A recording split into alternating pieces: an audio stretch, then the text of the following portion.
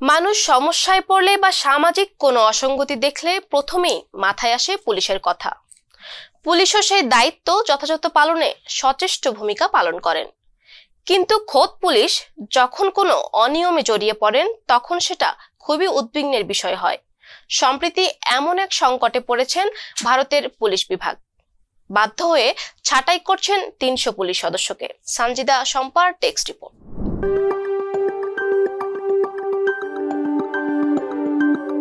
ভারতের আসাম রাজ্যে মাত্রাতিরিক্ত মদ্যপানের জন্য চাকরি হারাতে চলেছেন প্রায় ৩০০ পুলিশ কর্মকর্তা।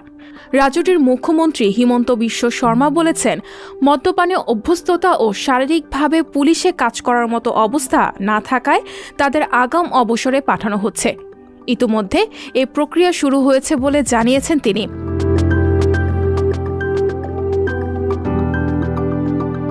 হিমন্ত বিশ্ব শর্মা জানান, ওই পুলিশ কর্মকর্তারা এতটাই নেশাগ্রস্ত যে অফিস টাইমেও মদ খাচ্ছেন। তাদের জন্য থানা পুলিশের অফিসে কাজের পরিবেশ বিঘ্নিত হচ্ছে।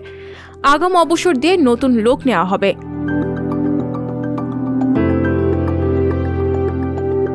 এই সিদ্ধান্তের আগে অভিযুক্তদেরকে অনেকবার সতর্ক করা হয়েছে এবং বিভাগীয় সাজা দেওয়া হয়েছে। তাতেও কাছে না হওয়ায় এখন বাধ্যতামূলক অবসরে পাঠানো হচ্ছে। অবসরে থাকাকালে তারা অর্ধেক বেতন পাবেন। এদিকে রাজ্যের কিছু পুলিশ সদস্য জানিয়েছেন, অনেক সময় ঘন্টার পর ঘন্টা তাদেরকে ডিউটিতে থাকতে হয়। দিনের পর দিন অনেক নাইট ডিউটি করেন। তখন অনেকেই মদের আশ্রয় নেন। এভাবেই নেশাগ্রস্ত হয়ে পড়েন।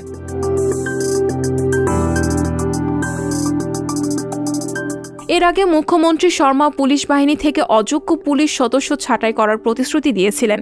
ভারতীয় সংবাদ মাধ্যমগুলো জানিয়েছে, ডিউটিতে থাকাকালে মাতাল আচরণের কারণে আসামের বেশ কয়েকজন কর্মকর্তাকে বরখাস্ত করা হয়েছে। ভারতের অন্যান্য রাজ্যেও একই ধরনের পদক্ষেপ নেওয়া হবে। আন্তর্জাতিক ডেস্ক, সংবাদ প্রকাশ।